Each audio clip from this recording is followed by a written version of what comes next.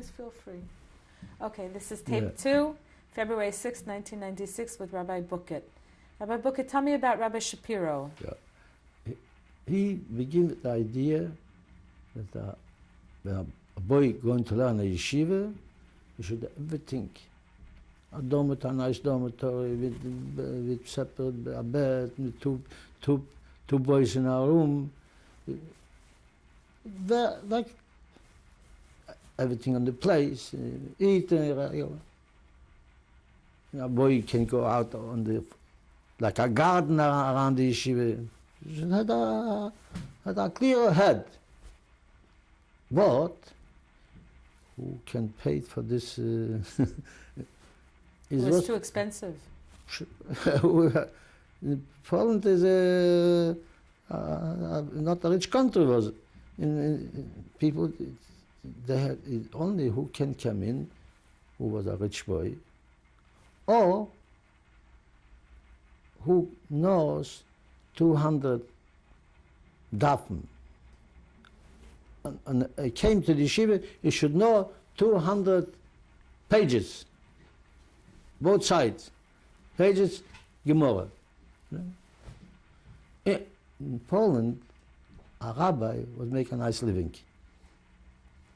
Nice living. No, people came to him Rabbi Shapiro, and told him, for whom you make a yeshiva? For rich people? What's we doing? Mostly Poor people. Poor people.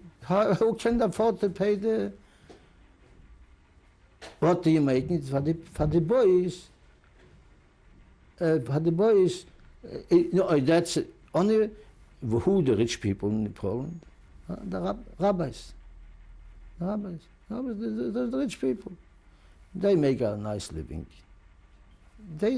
People understand that has to be what how I'm living. Is this? I'm not voted, but the rabbi he's voted to live like a. That means you make a yeshiva for the rabbis. What's not rabbis? Everyone has to know how to learn. Not. He told them, yes, I made a yeshiva for the rabbi's children. How come? Because they're going to be rabbis. Let them know how to learn. You were not able to go to that yeshiva? No, nobody. There's only rich. From my city, where three boys was going. Who was the rabbi of your city? The rabbi was Epstein. Rabbi Epstein. He was in New York. Rabbi Epstein, his brother. It was a big learner. Wasn't there a yeshiva? Was there a yeshiva in your city that you could have continued learning at after your bar mitzvah? No, when I finished this only till 16. Then this was a bigger boys. No. Did you ever go to public school? In the beginning, they 2 years I was going, but after then they're making the yeshiva like not a regular, but they give us free. When you weren't learning Limudei Kodesh, did they teach you in yeshiva math or Polish? No, or? Polish? No. I'm telling you, they made such a.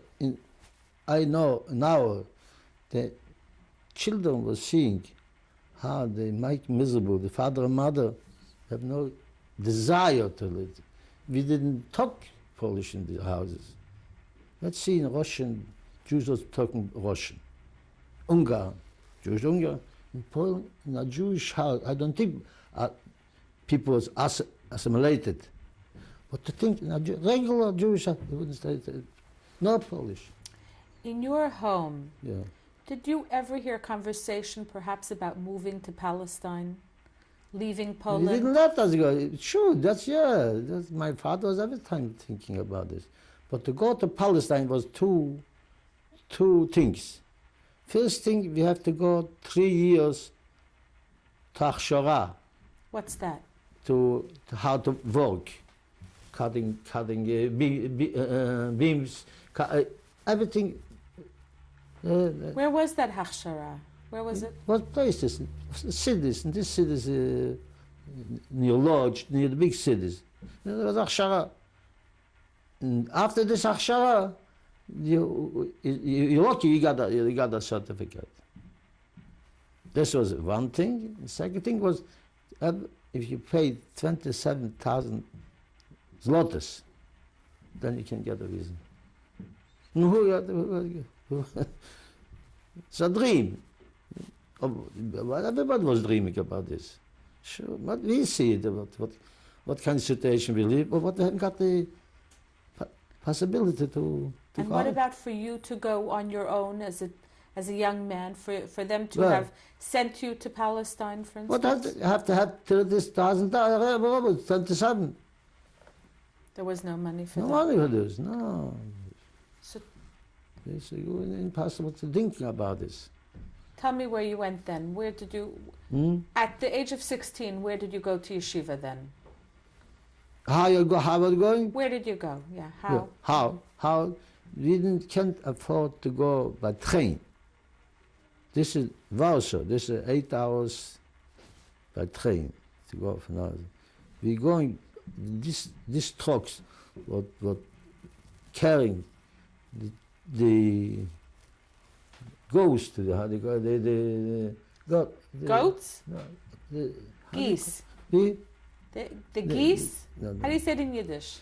the gens. Yeah, the Yeah. geese. Yeah, to when the something was living, some was already killed. In these trucks we go going together. Who did you go to yeshiva with? With But friends? Not yeah, friends. Tell me about your yeshiva. Which yeshiva? The yeshiva that you went to when you were 16. No, this is Lubavitch yeshiva? Yeah, Lubavitch yeshiva. Was in Warsaw. Who was your teacher? Rabbi Eber. Rosh Yeshiva there. Were you a good student? Nope. Yeah, I was a good student. It was very satisfying to me. What was life like for you in yeshiva? What was your life like in yeshiva then? Right? Unlearning. I was a big masmid. I was going to eat takes by me 5 minutes. What did you enjoy learning the most? And during the to understand what I learned. Gemara? Yeah, only this commentators would gives a deep look in the Gemara. That's I understand to learn to go inside a little bit. And when you learned, what did you experience? What? What kind of pleasure did it give you? Why did it give you pleasure? It's too bad. It's too pleasure. You understand? You get closer to God. This is the pleasure. You understand? You get to learn. It's Torah. You get things, and you get closer. Not laying in shtissim. In foolishness. What did you do in yeshiva? What was life like? Tell me what the schedule was. The schedule life, the Gashmis, there's nothing to be brag about it. That's the material things. Very thing, very, very, very hard to live. I remember we have a piece of bread, like let's say a pound of bread. That's a pound of bread for breakfast, for lunch, for supper. We have a place to finish breakfast, then puts away for lunch. It was a very hard life. In bit old thing was the yeshiva didn't take in everybody. How many Talmidim were in the yeshiva? And the yeshiva was about 200 Talmidim. Who was the head of the whole yeshiva then? Just the Rosh Yeshiva was the head. Who was that? Rabbi Eber. Rabbi Eber. Rabbi Yehuda Eber. And then the Menal later came in Rabbi Gerari. Do you remember seeing the Rebbe, the previous Rebbe, in that yeshiva while you were there? Yeah. Rabbi, when you touch Kislev, Beis Tammuz, the Rabbi came. This was Rabbi Yosef Yitzchak Schneerson. Yeah, Rabbi came. Did you ever speak with him? Not when I go into Yechidus, when I go in. Your Meledes. What is it? Yechidus means especially when you birthday, he was going for a brochet with the Rebbe. And he was in that. Yeah. Tell me what happened then. Did you go into the Rebbe then? Yeah. What would you discuss with the Rebbe? We didn't discuss with the Rebbe. Tell me what Yechidus was like. Yechidus was like, we came in, now I'm out, now is my birthday, we want the broche for the Rebbe. And that's it. You give a broche, you should have a tzloche.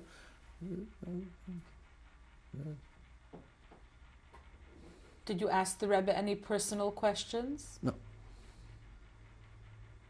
No.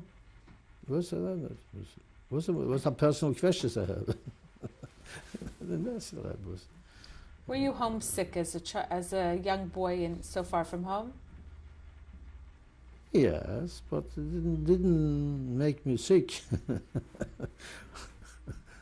Yeah, sure. Only one child.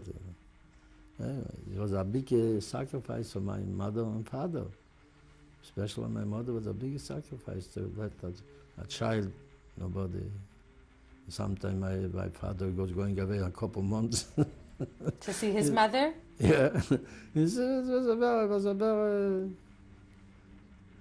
what this is, this is your life, that's your life. How long did you study in Lubavitch Yeshiva in Warsaw? In Warsaw, I tell you, I was studying little time. I was going home, and then not Otwotsk till the war. Why did you go from Warsaw to Otwotsk? Because the yeshiva moved. How far was it? 1935, the yeshiva moved to Otwotsk. What kind of place was the yeshiva in Otwotsk? Otwotsk was a very nice place. It was the place was very, the area was, it's a place, a lot of sanitariums there. A lot of special, healthy air, Otwotsk. Like a country, a city, but a special, everybody came to Otwotsk. Like in Poland, there's others, Kremenitz, in the Carpathen. Is that a resort? It's a resort, yeah. How long did you remain in Lubavitch Yeshiva in Otwotsk?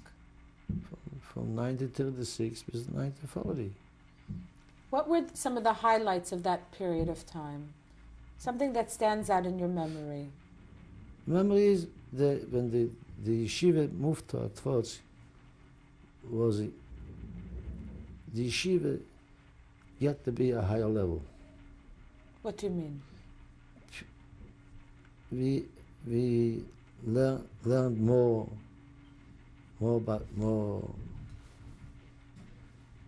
let's see, more about smother, how you call it?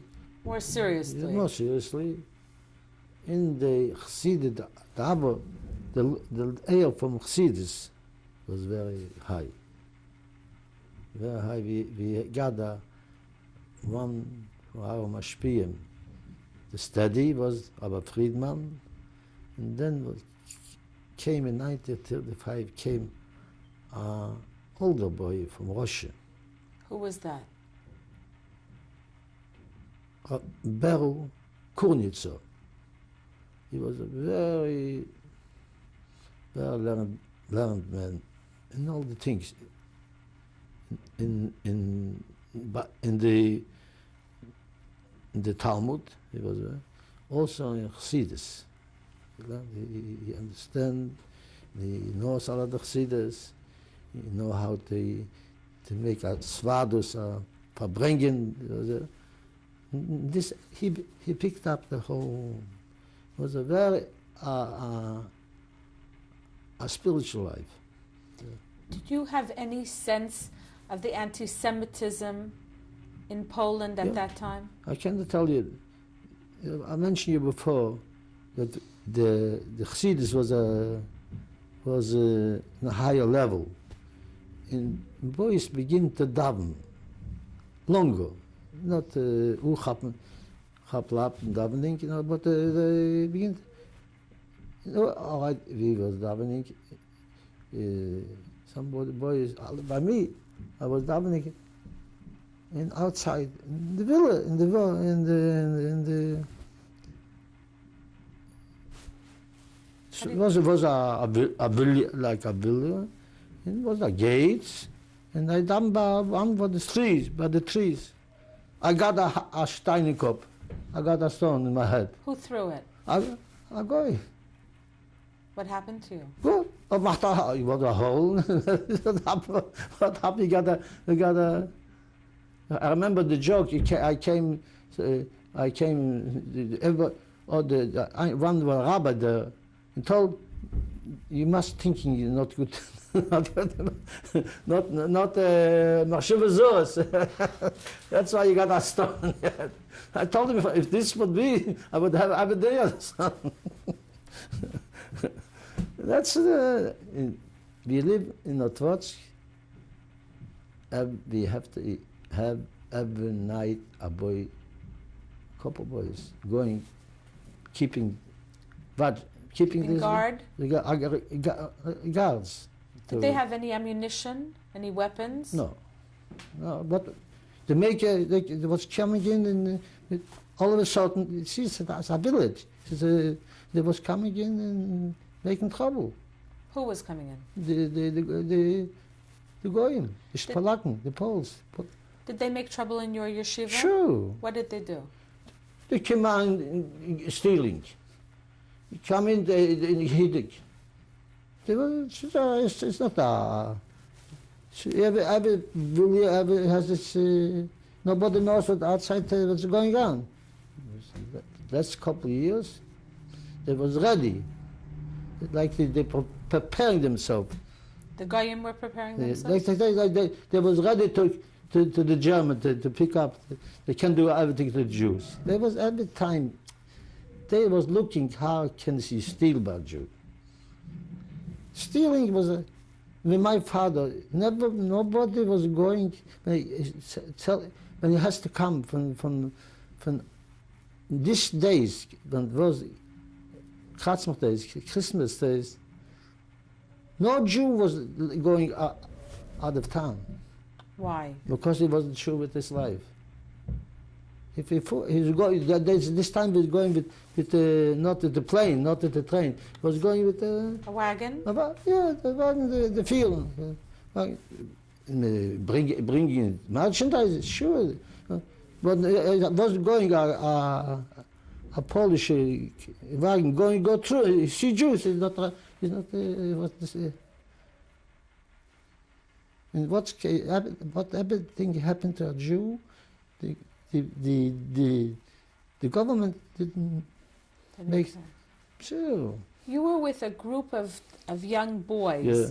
Did you ever think of organizing yourselves to fight back? No. Why? Because but you can organize, because if the government is not with you, every time they give right, what are you going to accomplish? They give right every time the Poles.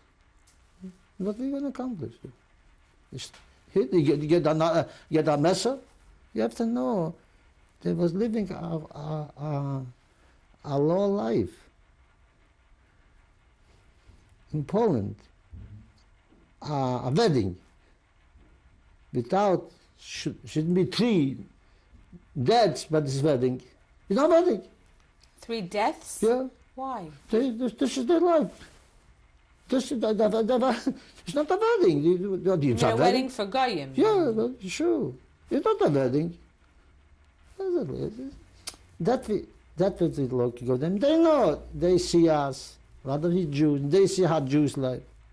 It's even modern people came on Shabbos. I remember it was the mark. The mark. A market? A market, a big market. In the side from the mark, it was big sidewalks. It was modern people. Came out Friday night, came out, this with this you, this with that, and people on, everything, and talking. It's another sort of life. Yeah? People come there, that was a pleasure. After everything, they going out and talking about this book, about this and about this. And they were seeing that Jews living another kind of life. And this is, and they feel this is their country. And we enjoy their. And the gay, they haven't got no. They are Chamsky cap. They haven't got no heads. What's that mean? They haven't got no good head. They haven't got no. They only. What did you say? Chamsky? What's that mean? Chamsky means a stupid head. Okay, so tell me, how long did you remain in Notvotsk then? Until what year? Till the Germany came in Rosh Hashanah. What happened then? Rosh Hashanah of what year? That's Rosh Hashanah from Tufshin. Was that 1940? 1940 is later, but 1930. Now, this was September. And the Nazis came? Yeah, when in the calendars, the calendar, Tell me in Yiddish. The calendar, Okay. it was in September. Okay. September was not in Jewish calendar. September is Tzadik Tes. It was not Tufshin. Oh, it was 1939. 1939, but in our calendar, Rosh Hashanah is Tufshin. Okay. 1940, but in regular calendar it was 1939. So what happened then? Then when they came in, before they came in, we was davening. Rosh Hashanah, he came in. You were in Lubavitch Yeshiva then? Yeah. In Notvotsk? Yeah, Notvotsk. Yeah. He was afraid. Well, yeah, that's the other thing. The first bomb, when they come on Poland, the first was Notvotsk. The first what Germans bombarded was Notvotsk. They bombarded our orphan home. Was it a Jewish home? Yeah, a Jewish home, an orphan home. They bombarded this. This is right in the morning. I don't know why they picked up this. And then we begin to make holes. Poland, till the last minute, the foreign minister said, nothing going to be. And a couple hours later was the whole. And then we begin to go in the hole, it made a hole. Poland wasn't prepared for this. We begin to make holes. What can the holes help? You mean to hide there? Yeah, hide it. And then then we begin. Yes, we begin to run away. Where did you go? Where did you go? I came in the middle of the day. I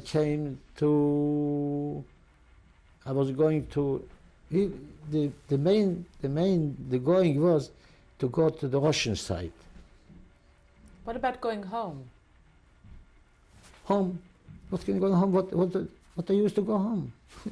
Going deeper to Germany. But going to your mother and father. What going to help my mother and father if I'm going to?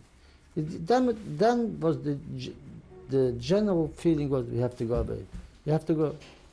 You have to go. What's the outward? What we begin to go is all the last thing. We came to a city not far away from Notvotsk. Not a city, Biala. Not far from Tzotz. And then Friday, after the Shabbat, before, they begin to, people were staying in Koifer Chalas, buying Chalas for Shabbos, and they begin the bakery. There they see Jewish people downstairs, they begin to bombard it. I remember I came to the rabbi at night. What we took with us? We took with us the tefillin. If you are allowed to take the tefillin, he told us you can take the tefillin with himself. He was going further. So no use to stay in this place. We're going in for Saturday in a big forest. Who were you traveling with? Couple of boys. With the Rosh Hashiva? No, Rosh Hashiva was not in Warsaw. Okay, so what happened? We was doing our on your own? No. So what happened then? Then, a whole Saturday, they throw bombs. And then Saturday night, we were going out on the forest. We will begin to go in the further. But the whole way were laying dead people in big fires, like middle of the day. And then we see what's going on. If they're seeing people on the way, they wasn't shooting down. You see, it's no. We was going back. You went back to Atfors? Sure, went back to Atfors. This was the first thing. And we begin to go maybe to Warsaw. But the Rebbe was in Warsaw. When we decided to go to Warsaw, everything was no trains, no nothing. And then we decided we had nothing to go, we had to stay. Meantime, when we was going away, the Poles come and emptied out our whole yeshiva. What we left over, they emptied out. Was anyone killed in your yeshiva? No. I don't know what happened. You should know. We didn't know one from each other. Why not? Why not? It's a home. That means no communications, no going from each other, no telephones. Only even not writing. My mother didn't know what was going on with me. No writing, no. It's a war. This writing is after this meeting, but a war is a war. Nothing. You haven't got no communications. How long did you remain in Atfors? I remained in Atfors till after Sukkot. A week after Sukkot, everybody begins to think, let's go home. See what's going on in our house. Then we see we can't do, but we can't do to save us. We begin, all right, what's going to be? We was going to take a. It was. Yeah. Yes. Well, yes, we're going home. Takes to go home from Atfors to our house is a little bit going, a little bit by feet. Take a whole week. We're going to finish tape 2 now with Rabbi Bukiet. Okay.